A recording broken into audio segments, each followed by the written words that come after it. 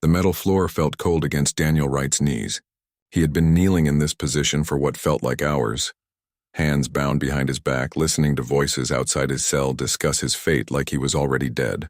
The holding cell on the Galactic Judiciary Station smelled of rust and fear, a combination Daniel had become familiar with over the past 3 days. He had not stolen anything. Daniel knew this with absolute certainty.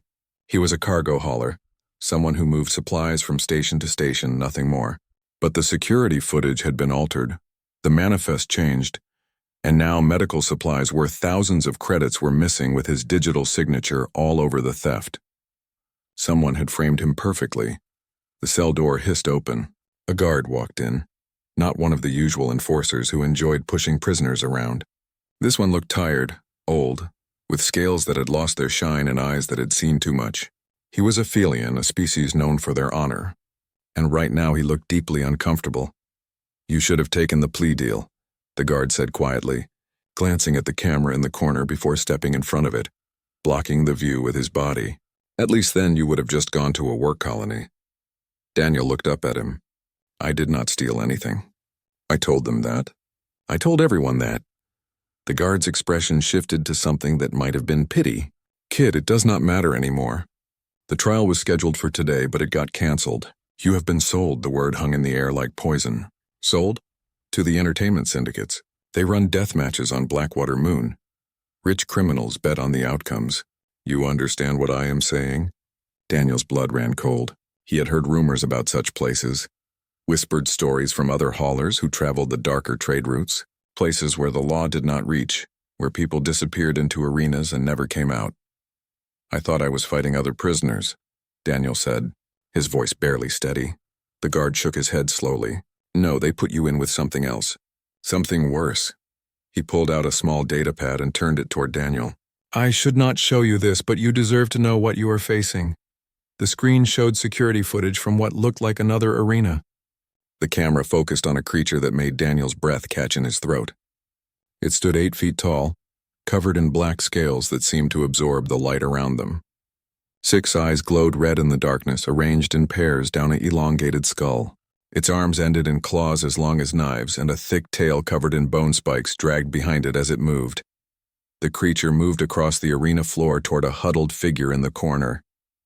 "The attack was fast, brutal, and over in seconds. That is a Ravager," the guard said. "From Crimson Vale, a death world that makes Earth look like a vacation spot. They call this one 16 because of how many people it has killed. You will be 17. Daniel could not speak. He could not think. His mind simply refused to process what he was seeing. "The rules are simple," the guard continued. "You get locked in the arena with it. You have 24 hours. If you survive until dawn, they let you go. But no one has ever survived. Most last less than an hour." He paused. "I am sorry. I have children of my own. If I could do something, I would." The guard left, and Daniel was alone with his thoughts. They came for him an hour later. Different guards, ones who did not care to speak or explain. They injected something into his neck, and the world went fuzzy around the edges. He felt himself being moved, carried, loaded into something. The drug pulled him under. When Daniel woke, he was lying on cold metal in near darkness. His head pounded and his mouth was dry.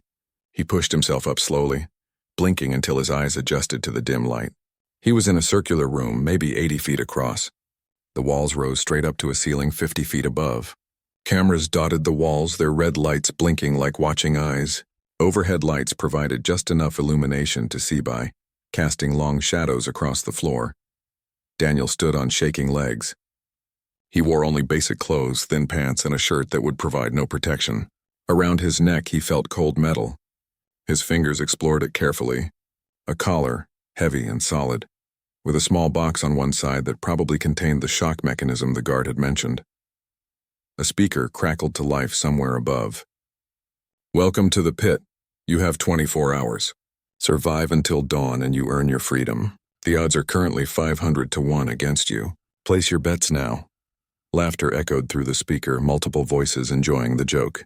To them, this was entertainment. To Daniel, it was a death sentence. A grinding noise made him spin around.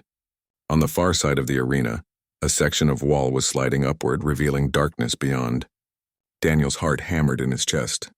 He looked around frantically for anything he could use as a weapon. But the arena was empty except for a few grates in the floor and some dispensers built into the walls. Something moved in the darkness of the doorway. 2 red eyes appeared first, then 4 more above them, glowing like embers.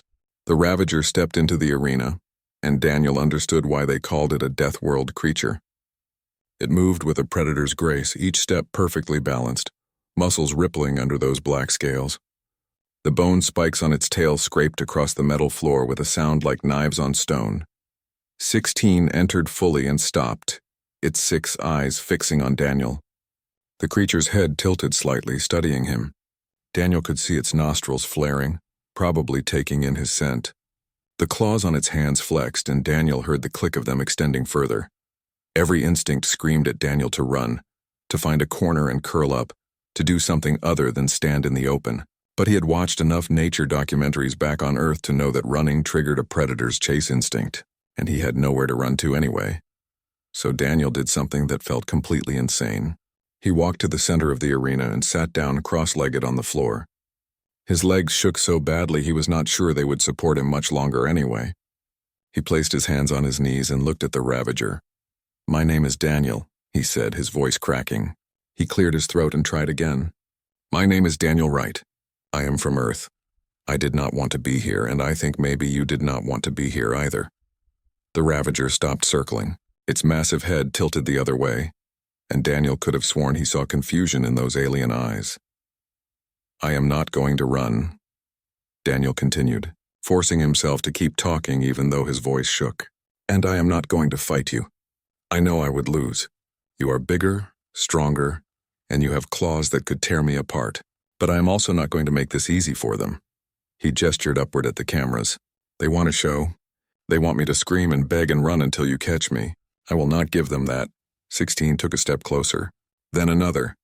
Daniel forced himself to sit still, even as every nerve in his body screamed danger. The creature was now close enough that Daniel could feel heat radiating from its body. He could smell something sharp and alien like ozone and copper. The Ravager lowered its head until it was level with Daniel's face, close enough that he could see his reflection in those red eyes. Its mouth opened slightly, revealing rows of teeth designed to tear meat from bone. Hot breath washed over Daniel's face. "If you are going to kill me," Daniel whispered, "then do it. But know that I see you. Not a monster. Not a machine. You are alive and you are trapped here just like me. We are both prisoners." For a long moment, nothing happened. Daniel could hear his own heartbeat thundering in his ears. Then slowly the Ravager pulled back. It sat down 15 feet away, its tail curling around its body, and simply watched him. In the observation room far above, someone swore in frustration. This was not the show they had paid for. But in the arena, Daniel let out a breath he had not realized he was holding. He had survived the first encounter. 23 hours to go. "Thank you," he said softly to the creature. "Thank you for not killing me yet." 16's eyes never left him, but the creature settled into a more relaxed position, waiting, watching. And Daniel realized that maybe, just maybe, this killer was as curious about him as he was terrified of it. The long night had only just begun. Hours crawled by in the arena like wounded animals. Daniel had not moved from his spot in the center of the floor, and 16 had not moved from its position 15 feet away. They watched each other in the dim light, predator and prey locked in a stalemate that neither seemed willing to break. Daniel's throat was dry. The fear that had flooded his system was slowly being replaced by thirst and hunger. He needed water, but the dispensers were built into the far wall, and reaching them meant moving. Moving meant potentially triggering an attack, but staying still meant dying of dehydration, which seemed like a stupid way to go when there was water 20 feet away. "I need water," Daniel said aloud, more to himself than to the creature. "I am going to stand up now. I am going to walk to that wall. I am not running away. I'm just thirsty." He stood slowly, keeping his movements careful and deliberate. 16's head lifted, tracking his motion, but the Ravager did not stand. Daniel took that as a good sign. He walked toward the wall where he had spotted the water dispenser earlier, keeping his pace steady and his breathing as calm as he could manage. The dispenser was simple, designed to be used by various species. Daniel pressed the activation panel, and water flowed into a small basin. He cupped his hands and drank deeply, the cool liquid washing away the dryness in his throat. He drank until his stomach felt uncomfortable, not knowing when he would get another chance. Then he had an idea. It was risky, possibly stupid, but everything about his situation was already impossible. He looked around and found a shallow container near the dispenser, probably meant for non-humanoid species. He filled it with water and turned to face 16. The Ravager watched him with those 6 unblinking eyes. Daniel walked forward slowly, holding the container in both hands. He got within 10 feet and stopped. "I do not know if you are thirsty," Daniel said, "but if you are, here." He set the container down on the floor and backed away several steps. 16 did not move immediately. The creature's eyes shifted from Daniel to the container and back again. Several long seconds passed. Then, with movements that were surprisingly careful for something so large, 16 approached the water. Its head lowered, nostrils flaring as it sniffed the liquid. One long tongue, dark purple and rough-looking, emerged and lapped at the water. The creature drank the entire container in seconds. When it finished, 16 looked at Daniel with what might have been confusion or curiosity. The Ravager had probably never encountered prey that offered it food or water. "You are welcome," Daniel said. He returned to the center of the arena and sat down again, deliberately showing he was not using the moment of distraction to try anything. The hours continued to pass. Daniel's legs grew stiff from sitting, so he shifted to lying on his side, then his back, stretching his muscles. Every time he moved, 16's eyes tracked him, but the creature did not approach. It seemed content to observe. As Daniel stared at the ceiling, he began to notice details he had missed before. The arena walls were not smooth. There were scratches, deep gouges in the metal, claw marks. How many people had tried to climb their way out, only to fail and fall back down into the arena? How many had 16 killed in this very spot? He turned his head to look at the Ravager. In the better light now, he could see that the creature's scales were not uniform. Some were lighter, others darker. And underneath there were scars. Lots of scars. Thin lines where scales had been damaged and regrown. A thicker mark across its shoulder that looked like a burn. This creature had suffered. It had been hurt, probably many times. Daniel thought about what the guard had said. 16 had killed 16 people. But what had been done to 16 to turn it into a killer? Had it been born in a cage? Raised in darkness? Forced to fight to survive? What did they do to you? Daniel asked quietly. 16's ears, which Daniel had not noticed before because they were flat against its skull, twitched slightly at the sound of his voice. "I am sorry," Daniel continued. "I am sorry for whatever they did to you. You did not choose this life either, did you?" The Ravager stood suddenly and Daniel's heart jumped into his throat. But the creature did not approach him. Instead, it walked to the edge of the arena and began pacing along the wall, its tail lashing back and forth in what looked like agitation. Then the collar around Daniel's neck activated. Pain exploded through his body, every muscle seizing at once. He could not scream because his jaw was clenched too tight. Electric current raced through his nerves, setting them on fire. It lasted only 3 seconds, but it felt like forever. When it stopped, Daniel collapsed on the floor, gasping. Across the arena, 16 was also on the ground, its body twitching. The creature had a collar too, and they had activated both at the same time. A voice crackled over the speaker. "Let us see some action down there, or we will do that again. You have 5 minutes." Daniel's muscles still spasmed from the aftershocks. He pushed himself up on shaking arms and looked at 16. The Ravager was already recovering, its body built to withstand punishment. Those 6 red eyes locked onto Daniel, but now there was something different in them. Understanding. They both wore collars. They both felt pain from above. Someone up there controlled both of them. 16's head turned upward, looking at the observation windows high above. The creature's lips pulled back in what could only be described as a snarl. Then it looked back at Daniel, and something passed between them in that moment. A recognition. They had a common enemy. "I know," Daniel said, climbing slowly to his feet. "I know, they hurt you too. The 5-minute deadline passed." The voice did not return, but Daniel suspected they were watching, waiting to see what would happen. He also suspected they would get bored eventually and try to force action again. Daniel walked to the wall and found what he was looking for. Near the floor, there was a ventilation grate. The metal was old, and one corner had worked loose. He sat down and began working at it with his fingers, trying to pry it further open. It was something to do, some action that might satisfy whoever was watching. A shadow fell over him. Daniel looked up to find 16 standing directly behind him, looking down at what he was doing. The Ravager's head tilted in that curious way again. "Just trying to stay busy," Daniel explained. "Give them something to watch so they do not shock us again." 16 lowered itself to the ground beside Daniel, close enough that their bodies were almost touching. Daniel froze, not sure what to do. Then the Ravager extended one massive claw and slid it into the gap in the grate. With one smooth motion, 16 pried the entire cover free. Behind the grate was a shallow shaft, maybe 2 feet deep. Nothing useful, just dust and darkness. But that did not matter. What mattered was that 16 had helped. The creature had understood that Daniel was trying to do something and had assisted. "Thank you," Daniel said. A low rumbling sound came from 16's chest, not a growl, something else. Daniel had no reference for what it might mean, but it did not sound aggressive. They sat together by the wall for a while. Daniel's exhaustion was catching up with him. He had been awake for what felt like days, running on fear and adrenaline. Now that the immediate terror had faded into a strange companionship, his body was demanding rest. "I am very tired," Daniel said. "I need to sleep, but I'm afraid that if I sleep, you will kill me." 16 made that rumbling sound again. The creature stood and walked across the arena to a section of floor that was directly under a heating vent. Daniel had noticed earlier that area was warmer. 16 lay down there and curled its body into a position that looked almost comfortable. The Ravager turned its head to look at Daniel, then looked at the space beside it. Daniel stared. Was the creature inviting him over? Offering to share the warm spot? It seemed impossible, but then again, everything about the last few hours had been impossible. He walked over slowly. 16 watched him approach but did not tense or show any signs of aggression. Daniel sat down near the Ravager, not quite touching but close enough to feel the warmth from both the vent and the creature's body.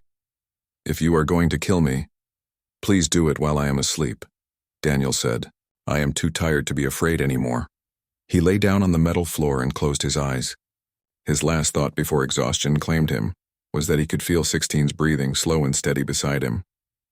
And for the first time since this nightmare began, Daniel felt something other than terror.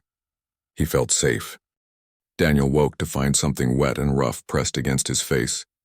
His eyes snapped open and he found himself staring directly into one of 16's massive nostrils. The Ravager pulled back slightly, making a huffing sound that might have been surprise at Daniel's sudden movement.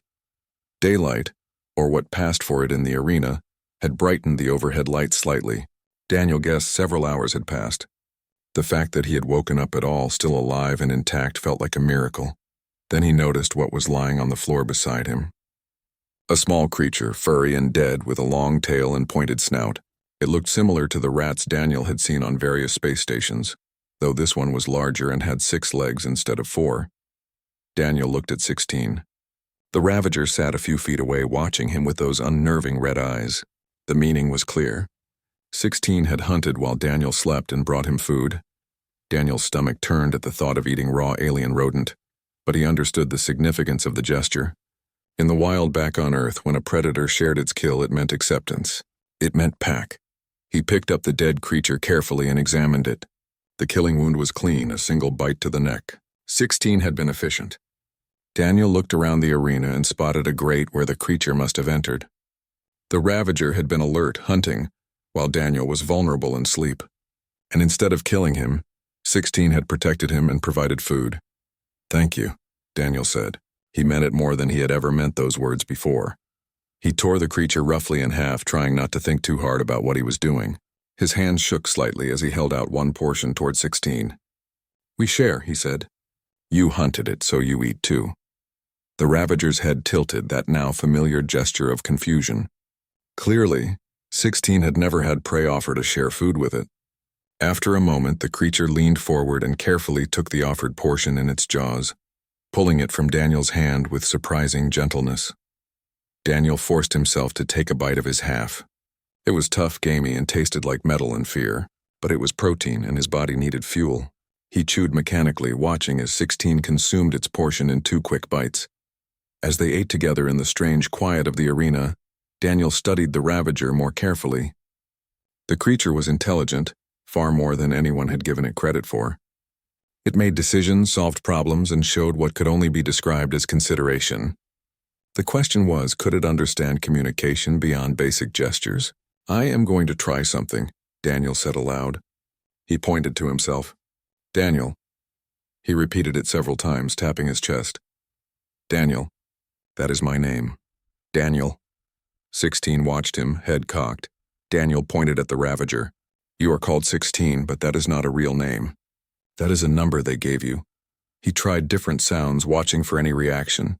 Most produced nothing, but when he made a low rumbling sound in the back of his throat, similar to the noise 16 had made earlier, the creature's ears perked up. Daniel adjusted the sound, making it deeper, more resonant. 16 responded with its own rumble, and the tones were remarkably similar. They had found something, the beginning of communication. For the next hour, Daniel worked on building a basic vocabulary. A rumble for agreement or contentment, a higher-pitched chirp for alert or attention, a hissing sound that seemed to mean danger or dislike. 16 participated actively, sometimes initiating sounds and waiting for Daniel to repeat them. They were learning each other's language. The observation windows above had gone dark. Daniel assumed the crime lords had gotten bored watching two subjects sit peacefully and teach each other sounds. That was fine with him. The less attention they drew, the better. Then the wall panels opened and everything changed. Two machines rolled into the arena, each about 4 feet tall and bristling with weapons. Combat drones, the kind used for security on high-risk stations. Their sensors swept the room, locking onto first Daniel, then 16. Red targeting lasers painted both of them. "Looks like our audience got bored," Daniel said, backing away slowly. "They want a show." The first drone fired without warning. An energy bolt scorched the air where Daniel had been standing a second before. He dove to the side, rolling behind one of the support pillars that dotted the arena. The metal was thick enough to provide cover, barely. 16 moved like liquid shadow. The Ravager crossed 20 feet in a single leap. Claws extended and crashed into the first drone. Metal shrieked as those claws tore through armor plating. The drone's weapon swiveled, trying to target 16 at point-blank range, but the Ravager was too fast. Powerful jaws closed around the drone's sensor cluster and crushed it with a sickening crunch. The second drone had a clearer shot at Daniel. It fired a net, electrified and weighted, designed to capture and subdue. Daniel tried to dodge, but his human reflexes were too slow. The net expanded in midair, about to envelop him. 16's tail whipped across the arena. The bone spikes caught the net and slammed it into the wall inches from Daniel's head. The electricity discharged harmlessly against the metal wall panels, and the net fell to the floor in a smoking heap. The second drone recalculated, recognizing 16 as the primary threat. It fired a sustained energy beam at the Ravager. 16 roared, a sound that shook the arena and made Daniel's bones vibrate. The creature charged straight at the drone, ignoring the beam that scorched its scales. 16 hit the machine like a battering ram, and they both crashed to the floor in a tangle of claws and metal. Daniel could only watch as 16 systematically tore the second drone apart. The Ravager was terrifying in combat, all controlled fury and devastating strength. But what struck Daniel most was that 16 had chosen to save him. The creature could have let the net take Daniel, could have used the distraction to escape or attack. Instead, it had protected him. When both drones lay in smoking ruins, 16 turned to Daniel. The creature's scales were blackened in places from the energy weapons, and Daniel could smell burned flesh. 16 had been hurt defending him. "Are you okay?" Daniel asked, approaching slowly. He reached out hesitantly, and when 16 did not pull away, he gently touched one of the burned areas. The Ravager flinched slightly but allowed the contact.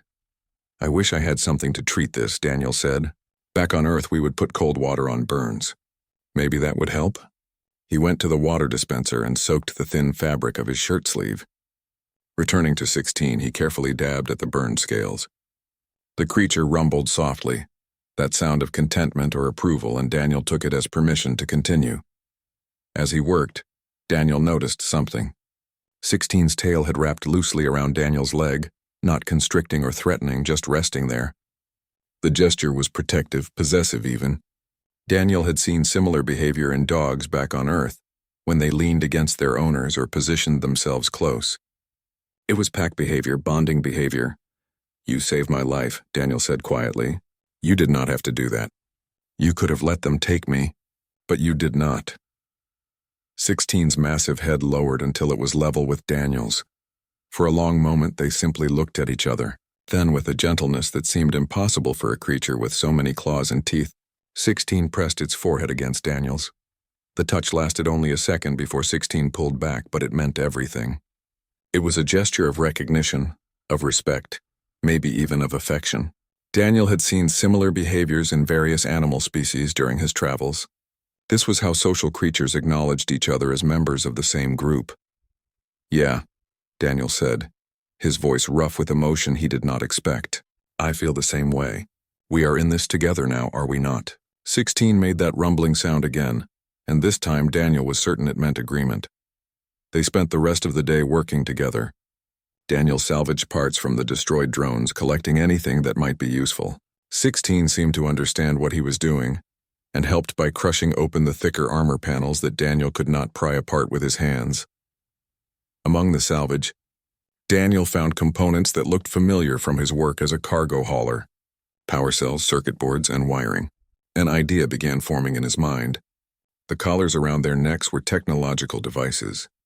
If he could understand how they worked, maybe he could disable them. It was a long shot, probably impossible. But Daniel had already achieved the impossible by befriending a creature that was supposed to kill him. What was one more miracle?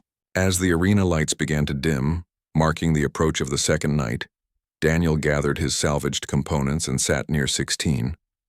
The Ravager curled its large body around Daniel, creating a barrier between him and the rest of the arena. "Tomorrow we figure out how to get these collars off," Daniel said, "and then we find a way out of here. Both of us. Together."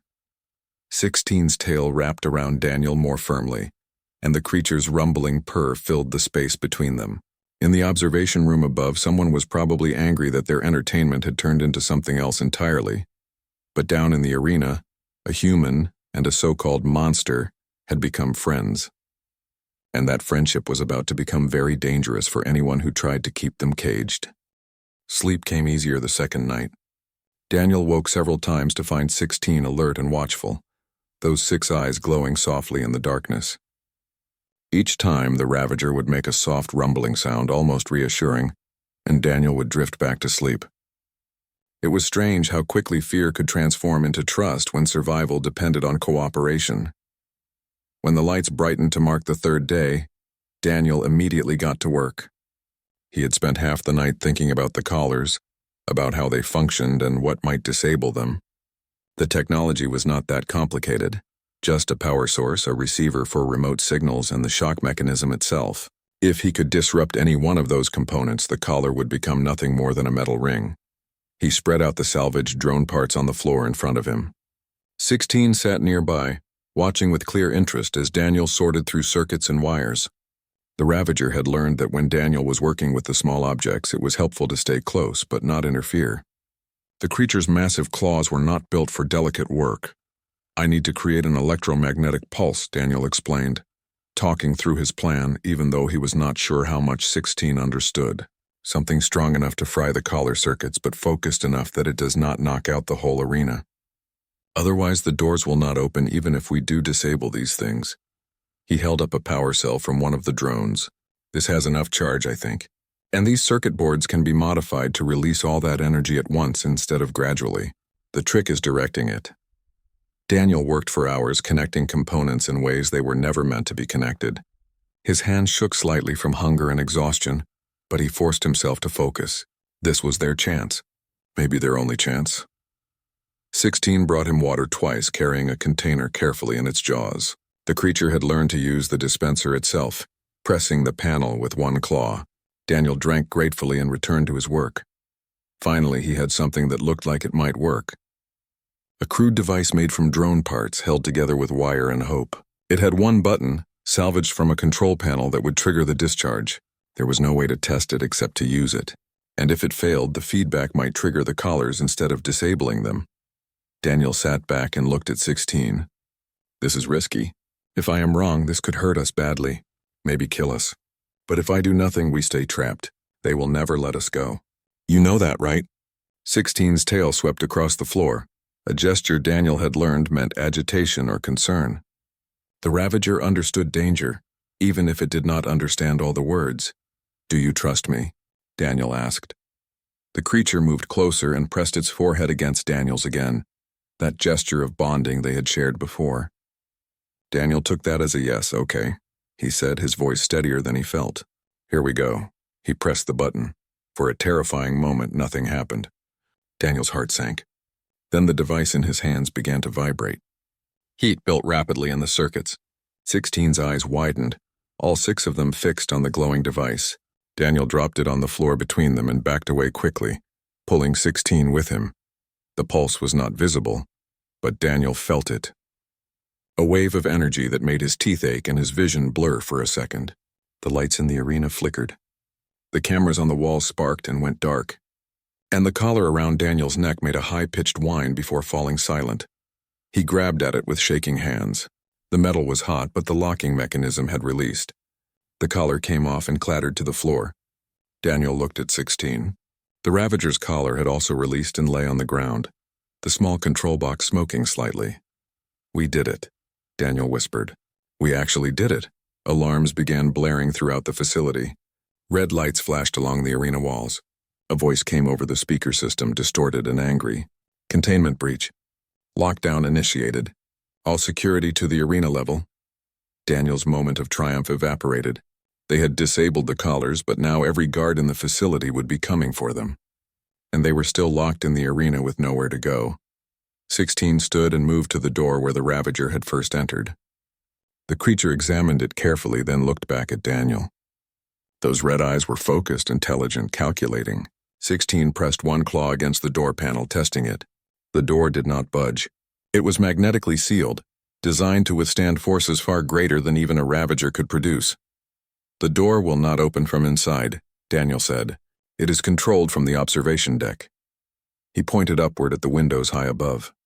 16 followed his gesture and stared at the windows for a long moment. Then the creature did something that surprised Daniel. It lowered itself into a crouch and looked back at him, making a chirping sound they had established meant attention or readiness. It took Daniel a moment to understand. "You want me to get on your back?" 16 chirped again and remained in position. The Ravager was offering to carry him. Daniel approached carefully and climbed onto 16's back, gripping the ridges of scales along the creature's spine. The Ravager's body was warm and solid beneath him. 16 stood and Daniel was suddenly 8 feet off the ground, holding on for his life. "What are you planning?" Daniel asked. He got his answer immediately. 16 exploded into motion, running full speed at the arena wall. Daniel barely had time to register what was happening before the Ravager leaped, claws extended, and caught the wall. The claws sank into the metal with a screech, finding purchase. Then 16 began to climb. Daniel pressed himself flat against the creature's back, arms wrapped around its neck as they ascended the sheer wall. 16 climbed with terrifying speed, each movement precise and powerful. The observation deck was 50 feet up, and they covered the distance in seconds. When they reached the reinforced window, 16 balanced on a small ledge and began hammering at the transparent metal with bone spikes and claws. Cracks appeared. Daniel could see figures inside the observation deck scrambling, some running for exits, others reaching for weapons. "The circuits," Daniel shouted, pointing to the window frame. "The window has power running through it. If you damage the frame, it might short out." 16 adjusted its attack, focusing on the corner where the window met the wall. Sparks flew. Alarms grew louder. Daniel clung to the Ravager's back, uselessly trying to help by kicking at the already damaged areas. Gas began pouring into the arena below, a thick green cloud that rose quickly. It was toxic. Daniel could tell by the way his eyes started watering even from 50 feet up. They had minutes at most before the gas would reach them. 16 roared in fury and slammed its entire body weight against the window. The frame finally gave way. The reinforced panel cracked, then shattered outward. 16 crashed through into the observation deck with Daniel still clinging to its back. They tumbled across the floor in a shower of glass and metal fragments. Daniel rolled clear as 16 found its feet and spun to face the dozen criminals who had been watching the arena. These were the ones who had bet on Daniel's death, who had enjoyed the show. Now the show was in their room. Most of them ran. A few were too shocked to move. One pulled a weapon, but 16 was faster. The Ravager crossed the room and knocked the weapon away with its tail, sending the criminal sprawling. But the creature did not pursue. Instead, 16 returned to Daniel and positioned itself between him and everyone else in the room. Daniel stood on shaking legs, his lungs burning from the gas he had inhaled. "We are leaving," he announced to anyone still listening. "Both of us. And if anyone tries to stop us, you will have to deal with him." He gestured to 16, who bared all of its very sharp teeth in emphasis. A door at the far end of the observation deck slid open. A woman entered, flanked by 2 guards who looked distinctly uncomfortable. She wore a station security uniform, but the insignia marked her as high-ranking. Her eyes moved between Daniel, 16, and the destruction around them. "I am Officer Halloran," she said calmly, as if walking into a room with an escaped Ravager was something she did every day. "I think we need to talk about what happens next." Daniel's response was immediate. "What happens next is we walk out of here, or we go through anyone who tries to stop us." 16 rumbled in agreement, a sound that made the guards take a step back. Halloran raised her hands slowly. "No one is trying to stop you, but we need to discuss terms. You have information about illegal activities on this station. I have the authority to negotiate. The only term I have is freedom," Daniel said. "For both of us." "That can be arranged," Halloran replied. She gestured toward a screen on the wall. "But first you need to see something. You are not the only ones who have suffered here." The screen activated, showing holding cells. Inside each cell, Daniel could see other beings. Some looked like they were fighters, scarred and dangerous. Others looked like him, just people who had been in the wrong place at the wrong time. All of them wore the same collars Daniel and 16 had just removed. "This facility has been running death matches for 5 years, Halloran said. "I have been trying to build a case against the owners, but they have powerful friends.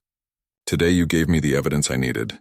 You and your friend here have been recorded breaking out of an escape-proof arena, demonstrating that these collars can be removed, and showing exactly how this operation works." Daniel looked at the prisoners on the screen, then at 16. The Ravager's 6 eyes were fixed on the images, and Daniel wondered what the creature was thinking. "Free them," Daniel said. "Free all of them. Then we will talk." Halloran smiled slightly. "I was hoping you would say that." Officer Halloran led them through corridors that smelled like recycled air and fear. Her guards kept their distance, weapons lowered but ready, their eyes never leaving 16. The Ravager walked beside Daniel, close enough that their bodies occasionally brushed. The creature's tail stayed raised in a defensive position, ready to strike at any threat. They passed through 3 security checkpoints, each one sealing behind them with heavy magnetic locks. Daniel counted the exits, noted the camera positions, and marked the locations of emergency panels. Old habits from his cargo hauler days. Always know your escape routes. Finally, they reached a conference room with a wide table and multiple screens mounted on the walls. Halloran gestured for Daniel to sit. 16 remained standing, positioning itself behind Daniel's chair like a guardian. "Water?" Halloran offered, sliding a container across the table. Daniel took it gratefully and drank half before offering the rest to 16. The Ravager leaned down and lapped it up, never taking its eyes off Halloran. "I have been investigating this facility for 8 months, Halloran began, pulling up files on the screens. "The death matches, the betting rings, all of it. But every time I got close to evidence, it disappeared. Witnesses refused to talk. Records were altered. The people running this operation have connections that reach into the highest levels of station administration." "Why are you telling me this?" Daniel asked. "Because you escaped. No one escapes the pit. The fact that you are sitting here alive with that creature protecting you instead of killing you changes everything. It proves the fights are not fair, that prisoners are being tortured and exploited. And more importantly, it proves these Ravagers are intelligent." She pulled up footage on the screen, and Daniel saw himself sitting in the arena on that first night, talking to 16. He watched as they shared food, as 16 saved him from the drones as they worked together. "This footage went out on the betting networks," Halloran continued. "Thousands of people across multiple systems saw a human befriend a supposed killing machine. Some are calling it fake. Others are calling it proof that Ravagers should have sentient rights. Either way, you have started something that cannot be stopped." Daniel looked at 16. The creature watched the screens with intense focus, seeing itself for the first time from an outside perspective. "What do you want from us?" "Testimony. Official statements about what happened to you. In exchange, I will free every prisoner in this facility, shut down the fighting rings, and make sure you and 16 are granted travel clearance with no restrictions. And the people who run this place will face charges. I have enough evidence now to bring them down, but your testimony will seal it. Daniel considered this. It sounded too easy. What is the catch? Halloran hesitated, and Daniel knew his instinct was right. There was always a catch. The Galactic Council does not recognize Ravagers as sentient, she said slowly. Officially, they are classified as dangerous animals. If I release 16, the classification board will want to study it, possibly confine it to a research facility. You would be separated. 16 made a low growling sound. The creature understood separation even if it did not understand all the words. No, Daniel said flatly. We stay together or there is no deal. I expected you would say that. I have a proposal. There is a loophole in the classification system. If a creature demonstrates consistent, non-aggressive behavior and bonded partnership with a recognized citizen, it can be granted provisional sentient status pending full review. The review process takes years, but during that time, you could stay together as legal partners. What does that require? You would need to formally register as 16's guardian and sponsor. The creature would be legally your responsibility. Any damage it causes, any laws it breaks, those fall on you. It is a risk. Daniel did not hesitate. I will do it. Halloran pulled out a datapad and began entering information. I need some details. First, you cannot keep calling it 16. It needs a name for the legal documents. Daniel turned to look at 16. The Ravager's 6 eyes met his, and he remembered all the sounds they had developed together. The rumbles, the chirps, the complex vocalizations that were the beginning of a shared language. How about Rook? Daniel said. Short, simple, sounds like the rumble sound you make. 16, now Rook tilted its head. Then the creature rumbled deeply, and Daniel could have sworn he saw approval in those alien eyes. Rook it is, Halloran said, typing. Second, where do you plan to go after this? You will need an address on file. I have a cargo ship, Daniel said. I was a hauler before all this. The ship is probably still in impound from when I was arrested. We will need that back. I can arrange that. Your arrest will be marked as wrongful detention, and your ship will be released with compensation for the impound fees. But Daniel, you should know that this story has spread beyond this station. People will recognize you. Some will see you as a hero. Others will see you as a threat. Traveling with a Ravager will not be easy. Daniel thought about that. His old life of simple cargo runs was gone. He could not go back to being invisible, just another hauler in the shipping lanes. He had become something else, and so had Rook. We will figure it out, he said. Over the next several hours, Halloran kept her word. Daniel watched on the screens as prisoners were released from their cells, collars removed, medical treatment provided. Some were confused, others wept with relief. A few were angry, wanting revenge against their captors. Station security separated them carefully, processing each one. The crime lords who had run the fighting rings were arrested on the observation deck, along with dozens of conspirators throughout the station. The evidence was overwhelming, especially with the testimony Daniel provided. By the time the processing was complete, the entire operation had been dismantled. As the station's clock marked midnight, Halloran returned to the conference room where Daniel and Rook had been waiting. She looked exhausted but satisfied. It is done. The prisoners are free, the criminals are in custody, and your ship is being prepped for departure. You can leave whenever you are ready. Daniel stood and Rook rose with him. Thank you. Do not thank me yet. The hard part comes next. The classification board will schedule your hearing within 6 months. You will need to prove that Rook is sentient and that your partnership is stable. If you fail, they will take Rook away from you. We will not fail, Daniel said with certainty. He looked at Rook, and the creature's tail wrapped gently around his leg, that gesture of connection they had developed. We have already survived the impossible together. What is one more challenge? Halloran handed him a data chip. This contains all your documentation, your ship's clearance codes, and a list of contacts who can help you if you run into trouble. Some of them are people I trust. Others are just sympathetic to your situation. Use them carefully. She paused at the door. One more thing. There is a distress call that came in this morning from a civilian transport in the outer reaches. Pirates attacked them and they are stranded. Station security is stretched too thin to respond, and the nearest military patrol is 3 days away. I am not officially asking you to help, but if you were heading in that direction anyway. Daniel understood. This was a test, a way to prove that he and Rook were not a danger but a potential asset. It was also the right thing to do. Send us the coordinates, he said. Halloran smiled. I thought you might say that. Good luck, Daniel Wright. And Rook, I hope the galaxy is ready for you. They left the station 2 hours later. Daniel's ship, a small cargo transport called the Wanderer, was exactly as he had left it except for a fresh fuel charge and some updated navigation systems that Halloran had included as part of the compensation. It was not a large ship, just a cockpit, a small cargo bay, and basic living quarters. But it was home. Rook explored every corner of the ship with intense curiosity, sniffing at control panels and tapping claws against the walls to test their strength. The creature was too large for the sleeping quarters, but the cargo bay had enough space for Rook to curl up comfortably.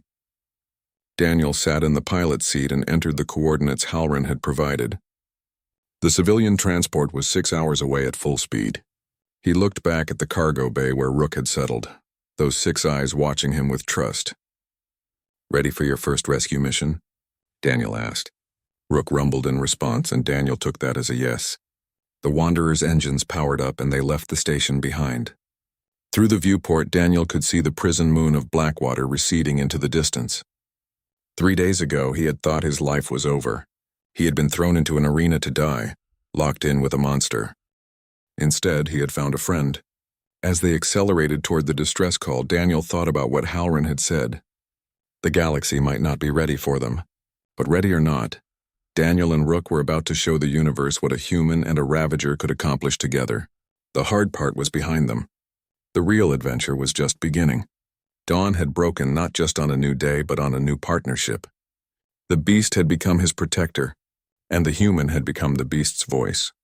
Together they would write a new story, one that no one could have predicted, and it would start with saving lives instead of taking them. The distress beacon grew stronger as the Wanderer approached the coordinates. Daniel could see the civilian transport on his scanner now, a medium-sized passenger vessel called the New Horizon. It was drifting without power, and according to the readouts, its hull had been breached in multiple locations. Life support was failing. Looks like the pirates did a number on them, Daniel said, mostly to himself. Rook had moved up behind the pilot's seat and was watching the viewport with intense focus. The creature seemed to understand they were heading toward people in danger. Daniel opened a communication channel. New Horizon, this is the Wanderer. I am responding to your distress call. What is your situation? Static crackled for a moment before a voice came through, shaky with stress. Wanderer, thank God. This is Captain Perry of the New Horizon. We were attacked 8 hours ago. Pirates boarded us, took our cargo, and damaged our engines when they left. We have 43 passengers, including 12 children. Our air is running out, and we cannot repair the engines without parts we do not have. I am coming alongside now. I have docking capabilities. Can you get everyone to your port airlock? Yes, but Wanderer, you need to know something. The pirates left behind surveillance drones. If we try to evacuate and another ship approaches, they will come back. They do this sometimes, leave people stranded, and then rob the rescue ships too. Daniel checked his scanner. Sure enough, there were 3 small objects floating in the debris field around the New Horizon. They were in standby mode now, but they would activate as soon as his ship got within docking range. I see them, Daniel said. Do not worry. I have a plan. He closed the communication and looked back at Rook. Those drones will try to disable my ship when we get close. I need you to deal with them. Rook's tail lashed once, a gesture Daniel had learned meant readiness for action. The creature understood. Daniel maneuvered the Wanderer closer to the New Horizon, watching the drones on his scanner. At 50 meters, they activated. Their sensors locked onto his ship and they began moving to intercept. Daniel did not try to avoid them. Instead, he opened the cargo bay doors. Go, he said. Rook launched out of the cargo bay in a controlled leap, claws extended. There was no air in space, but the creature did not need to breathe for short periods. Ravagers had evolved on a death world where toxic atmospheric conditions were common. They could survive vacuum for up to 10 minutes. The first drone never saw Rook coming. The Ravager crashed into it with devastating force, claws tearing through its hull. Rook used the momentum to push off toward the second drone, moving through space with a grace that seemed impossible. The second drone tried to evade, but Rook's tail whipped out and caught it, pulling the machine close enough for those powerful jaws to crush its core. The third drone fired a weapon, an energy beam that scored across Rook's shoulder. The creature did not slow. Rook closed the distance and destroyed the drone in seconds, then use the wreckage as a launching point to return to the Wanderer. Daniel had the cargo bay open and waiting. Rook sailed through the opening and Daniel sealed the bay immediately, repressurizing it. The entire encounter had taken less than 2 minutes. "Are you okay?" Daniel called through the internal communication system. Rook's rumble came back through the speaker, and Daniel could hear the satisfaction in it. The creature was fine, probably enjoying the chance to use its natural abilities. With the drones destroyed, Daniel completed his approach to the new horizon. The docking process was smooth, and within minutes the airlocks were connected and sealed. Daniel opened the door to find Captain Perry on the other side, a woman with gray hair and a face lined with worry. "How did you take out those drones?" she asked immediately. "I saw something moving out there, but it was too fast to track." "I have a very good co-pilot," Daniel said. "Start getting your passengers aboard. My cargo bay is not luxurious, but it will hold everyone until we reach a station." The evacuation began immediately. Families moved through the airlock, carrying whatever possessions they could grab. Children cried, parents looked exhausted, and everyone had the haunted look of people who had come too close to death. Daniel helped them settle in the cargo bay, distributing water and what little food he had. One small girl, maybe 5 years old, noticed Rook before anyone else did. The creature had moved to the back of the cargo bay, trying to stay out of the way. But when the girl saw those 6 red eyes watching from the shadows, she did not scream. Instead, she walked straight toward Rook. Her mother lunged to grab her, but Daniel caught the woman's arm. "Wait," he said. The girl approached Rook slowly, the way children approach large animals when curiosity overrides fear. She stopped a few feet away and tilted her head, studying the creature. Rook tilted its head the same way, mirroring her. "Are you a dragon?" the girl asked. Rook rumbled softly, that sound of contentment. Then, moving with incredible care, the creature lowered itself to the floor and extended one massive claw. The girl reached out and touched it, her small hand barely covering one of Rook's claws. "You are nice," she said with absolute certainty. Then she turned back to her mother. "Mom, look! A nice dragon." Other children noticed and approached, their fear melting away with the confidence only children could have. Soon Rook was surrounded by small humans, all wanting to touch the scales and ask questions. The creature remained perfectly still, patient and gentle, allowing them to explore. The adults watched in amazement. Captain Perry stood beside Daniel, shaking her head. "That is a Ravager. I have seen the warnings, read the reports. They are supposed to be unstoppable killers." "Rook was trained to be a killer," Daniel said quietly, "forced to fight in death matches for entertainment. But that is not what Rook is. That is what was done to Rook. There is a difference." "Rook? You gave it a name?" "Rook gave Rook a name, actually. We just found a way to say it in a language I could pronounce."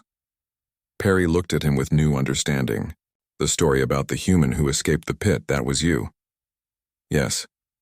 "And that is the creature you were locked in with?" "Yes, Rook was supposed to kill me. Instead, Rook saved me. Multiple times." Perry was quiet for a moment, watching as Rook allowed a child to climb onto its back. "We live in a strange galaxy," she said finally, "full of people who see monsters where there are only misunderstood creatures. Thank you for coming to help us. And thank you for bringing your friend." The evacuation took another hour. Once everyone was aboard, Daniel disconnected from the new horizon and set course for the nearest station with proper facilities. It would be a 12-hour journey, cramped and uncomfortable, but everyone would survive. The children fell asleep curled up against Rook's warm body. The creature had become their guardian, making sure they felt safe.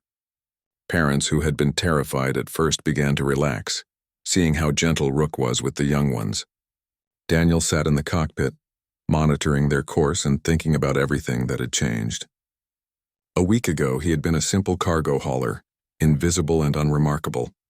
Now he was partnered with a Ravager, rescuing stranded civilians and about to face a galaxy that was not sure what to make of them. Captain Perry came forward and leaned against the doorway. "Can I ask you something?" "Sure. What are you going to do after this?